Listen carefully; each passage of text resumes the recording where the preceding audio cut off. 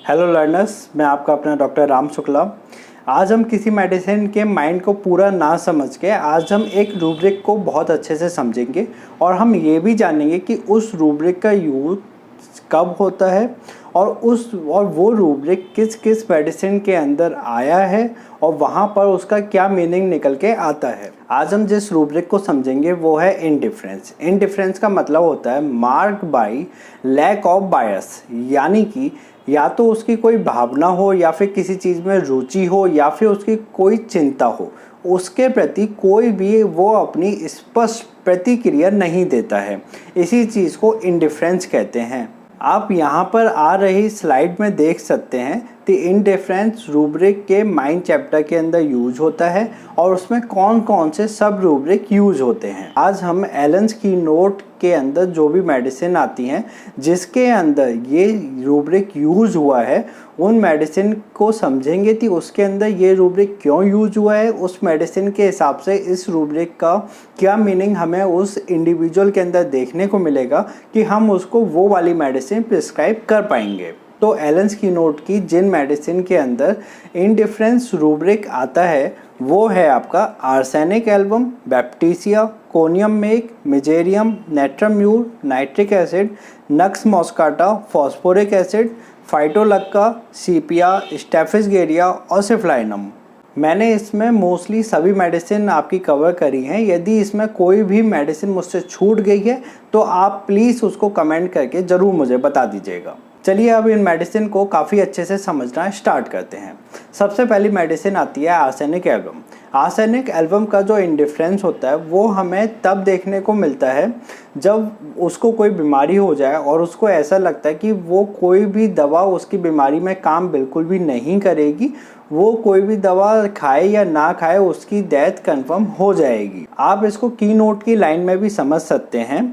thinks it useless to take medicine, is incurable, is surely going to die, depression, melancholy, despairing, indifferent. अगली medicine आती है Baptisia. Baptisia के अंदर जो इस रूब्रिक का यूज होता है वो इसलिए होता है क्योंकि जो बैप्टीसिया इंडिविजुअल होता है उसको कोई भी काम को ना करने की कोई भी उसके अंदर परवाह नहीं देखी जाती है, यानी कि वो किसी भी काम को नहीं कर रहा है तो उसको लेके उसके अंदर कोई इंटरेस्ट ही नहीं है। और इसका रीज़न सिर्फ इतना है कि वो बहुत ज़्यादा कंफ्यूज रहता है और अपने माइंड को फोकस कर ही नहीं पाता है किसी भी काम को करने के लिए। आप की नोट की लाइन देख सकते हैं, perfect indifference, do not care to do anything, inability to fix the mind on work. अगली मेडिसिन आती है कोनियम मेक।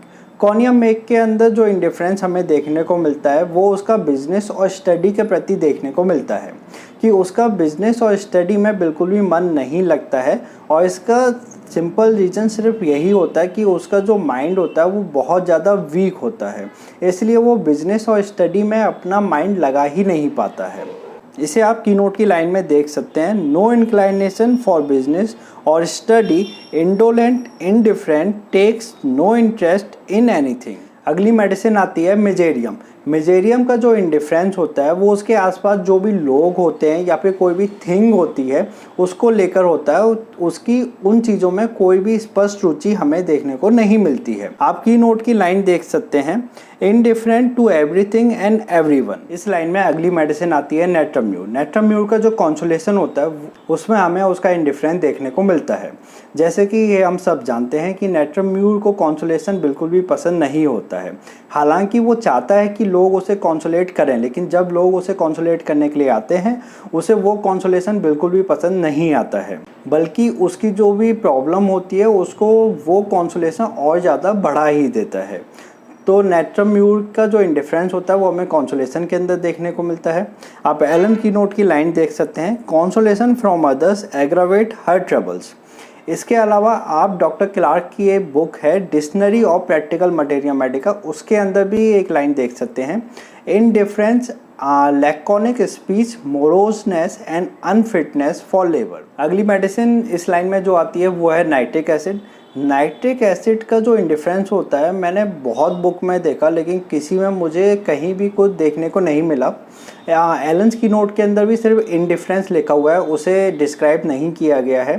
मुझे नहीं पता किस बुक के अंदर काफ़ी अच्छे से दिया है। यदि आपको कोई जानकारी हो तो उसे आप नीचे कमेंट में ज़रूर बताइएगा। मुझे एक बुक के अंदर ज़रूर एक लाइन देखने को मिली है, वो है डॉक्टर A.H. ग्रिमर की बुक, जो कि है द कलेक्टेड वर्क्स। उसके अंदर हमें एक लाइन देखने को मिलती है, जो नाइट्रिक एसिड का जो इंडिफरेंस होता है वो होम सिकनेस की वजह से होता है, कि जब वो अपने घर से दूर होता है तो उसके अंदर हमें इंडिफरेंस देखने को मिलता है, और वो इस टाइप का होता है कि उसकी रुचि किसी भी चीज़ के अंदर देखने को बिल्कुल भी नहीं मिलती है जब वो घर से दूर होता है।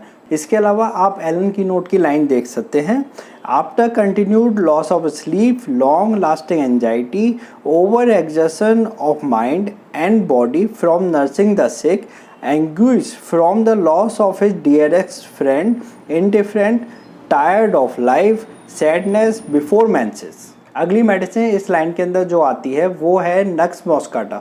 नक्स मॉस्काटा के अंदर जो इंडिफरेंट देखने को मिलता है वो हर चीज़ के प्रति मिलता है, उसे किसी भी चीज़ के अंदर अपनी कोई भी रुचि देखने को नहीं मिलती है। ये उसके एब्सेंस ऑफ माइंड की वजह से होता है।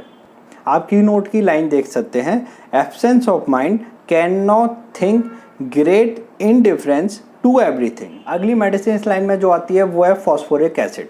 फॉस्फोरिक एसिड का जो इंडिफरेंस होता है वो हमें उसकी उन चीज़ों में देखने को मिलता है जो चीज़ उसे पहले बहुत ज़्यादा पसंद होती है, लेकिन अपने लव वंस को खोने के बाद उन्हीं चीज़ों के अंदर उसकी रुचि बहुत ज़्यादा कम हो जाती है। जैसे कि मान लीजिए पौधों में उसे पानी देना बहुत ज़्यादा पसंद है, लेकिन उसके लव वंस की डेथ हो जाती है तो उसे उस पौधे में पानी देना बिल्कुल भी पसंद नहीं आता है।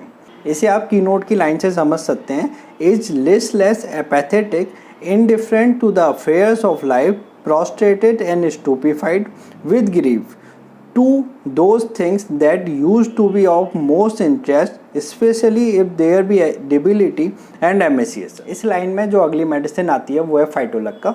फाइटोलक्का का जो इंडिफरेंस हमें देखने को मिलता है कि उसे किसी भी चीज़ में कोई भी रुचि नहीं आती है, क्योंकि उसको ऐसा लगता है कि उसकी डेथ कंफर्म हो जाएगी।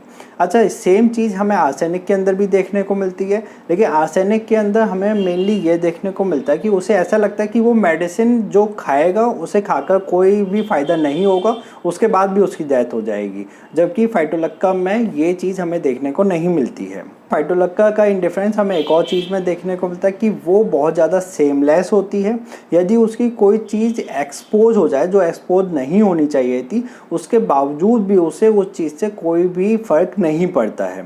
आप कीनोट की लाइन देख सकते हैं, entire indifference to life, sure she will die. इसके अलावा आप डॉक्टर क्लार्क की बुक में भी देख सकते हैं, dictionary of practical materia medica में, loss of personal delicacy, complete shamelessness and indifference to exposure of her person। अगली मेडिसिन जो इस लाइन में आती है वो है सीपिया। सीपिया के बारे में हम सभी जानते हैं कि उसका जो इंडिफरेंस होता है वो सभी के प्रति होता है, चाहे वो उसके बच्चे हों, उसके फैमिली मेम्बर हो, या फिर उसके फ्रेंड हो, हस्बैंड हो, कोई भी हो, उन सभी के प्रति उसका इंडिफरेंस देखने को मिलता है। वो इन सब में कोई भी अपनी रुचि नहीं दिखाती है, और इसका सिंपल सा रीज़न ये होता है कि जो सीपिया होती है वो पहले बहुत ज़्यादा प्यार चाहती है, जो प्यार उसको उसकी ज़िंदगी में नहीं मिल पाता है, और ऐसा उसकी ज़िंदगी में ये लंबे समय तक होता है, जिसके बाद वो सबसे अपना मतलब रखना बंद कर देती है, सब में अपनी रुचि दिखाना बंद कर देती है। आप इसको कीनोट की लाइन से समझ सकते हैं, indifferent even to one's family, to one's occupation, to those whom she loves best। अगली मेडिसिन जो इस लाइन में आती है वो है स्टेफिसगेरिया। स्टेफिसगेरिया का जो इंडिफरेंस होता है वो हमें सेक्सुअल एब्यूज़ और ओनेनिज्म के बाद देखने को मिलता है, जिससे अंदर हमें ये देखने को मिलता है कि उसे कोई भी चीज़ बिल्कुल भी अच्छी नहीं लगती है। आप इसको कीनोट की लाइन से समझ सकते हैं, apathetic, indifference, low spirited, weak memory after sexual abuse. इसके अलावा आप डॉक्टर क्लार्क की जो बुक है dictionary of practical materia medica, उसके अंदर भी एक लाइन पढ़ सकते हैं, hypochondriacal humour with indifference to everything after onanism. Last medicine जो इस लाइन में आती है वो है सिफ्लाइनम। सिफ्लाइनम का जो इंडिफरेंस होता है वो हमें फ्यूचर और फ्यूचर के जो इवेंट होते हैं उनके अंदर देखने को मिलता है कि उसको लेके उसके अंदर कोई भी रुचि नहीं होती है। आप इसको कीनोट की लाइन से समझ सकते हैं, sensation as if going insane, as if about to be paralyse, of apathy and indifference.